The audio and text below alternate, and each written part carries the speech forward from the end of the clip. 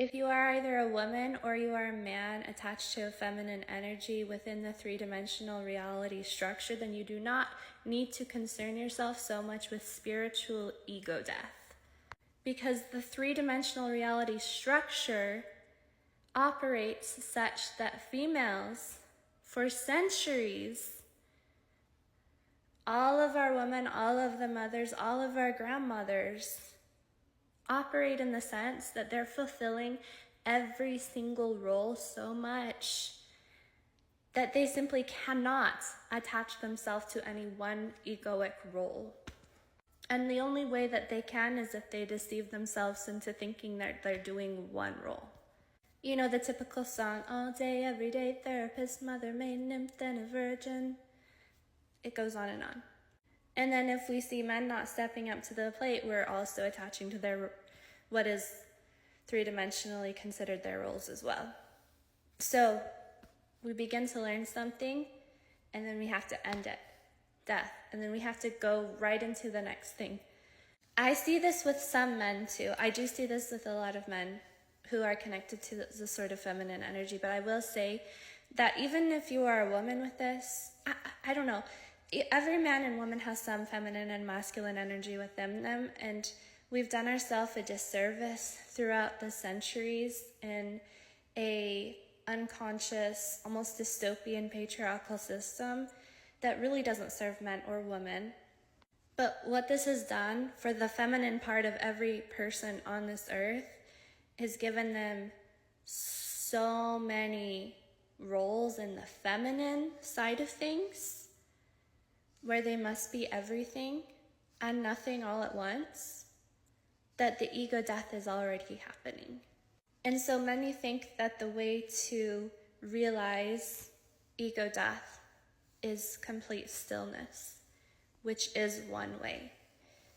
And I think perhaps for some, it's a more healing and integrative and loving way, through meditation, to have ego death, because it's less jarring. However, if you're already a woman in the 3D reality matrix, I was going to say for Western culture, but no, it's all of the cultures,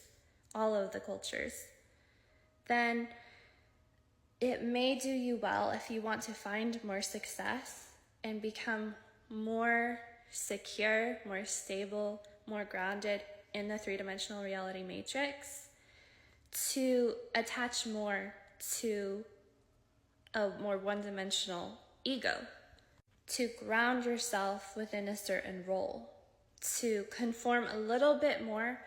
And if you're a creative mind like me, then you will be this, it gives you the shivers to think that you need to be so one-dimensional and grounded in one role, because that seems like attaching to your ego more. But really, once you do that, and we're all against boxing ourselves into the system, we're all against the matrix, we're all against all of this stuff, but what happens when you bring a sense of confinement, the Hangman Tarot card, a sense of what could be either repression on one hand, or on another hand, self-discipline. Discipline meaning to teach yourself. If you can confine yourself just a little bit more, then whatever creativity and understanding and beauty that will burst into a million pieces normally can box itself into a portal or a structure that can bring you so much more stability. And that might include attaching to the ego more, attaching to more masculine energy.